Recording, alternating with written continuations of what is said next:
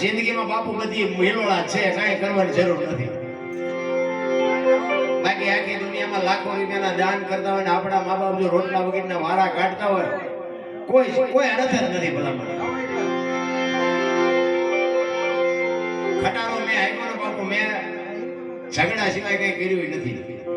માર કોઈને મજા લાગે ધોકા વાળી જ કરી છે, અને નકડા ધોકા વાળી કરી એવું નથી. જેટલા મને માર્યો છે, આગે આપણે નકરા માર્યા નથી, આપણે મારે ધરીને ખાતું.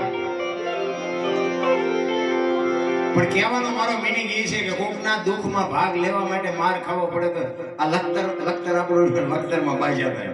પણ ગાયોના પાણી પાવા માટે હું પાણીનો ટાંકો લઈને ગયેલો, અને ગાયોનું પાણી લઈને ગયો હતો, અને એક ભાઈએ મને કીધું, મને કે એક બેડું મને પાણી ભરવા દે. મેં ભરવા નથી દેવું. એ કે હું સાહેબ છું, મારે અહીંયા પગાર મોકલાવો સાહેબ હોય તો.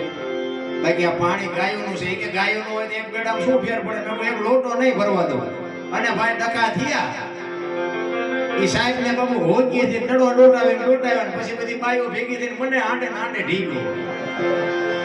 પણ આપણે નક્કી કર્યું હતું ગા હાટું થઈને જો અમારા બાપ દાદા પાળિયા થઈ ગયા હોય તો ભલા મને થોડોક માર ખાવાનું શું વાંધો હતો? કહેવાનો મારો મિનિંગ એ છે કે સત્યની માટે તમે લડી જાઓ, મરી જાઓ, પતી જાઓ, દુનિયામાં તમને જગત યાદ કરશે. આ ગૌરવ ભગત છે ને પ્રજાપતિ, તમારો પ્રજાપતિ પંઢરપુર મહારાષ્ટ્ર યાનો પ્રજાપતિ.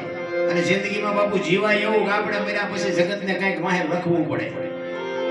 આ ગૌરવ ભગત બાપુ એવું જીવન જીવો ને, વાંકાનેરની બાજુમાં રાતી દેવડીના ખુમાનસિંહ બાપુને આ ભજન લખવું પડે. ભજન એમના બન્યું જ નથી. ત્યાં ભજન બન્યા છે ને ત્યાં વાતો પડી છે, પણ મને નો સમજાય, તમને નથી સમજાય. અત્યારે તો બધા તમે જો કલાકારો વેગન ભરે તો વેગન ખૂટી રહ્યા, કલાકાર નો ખૂટે એટલા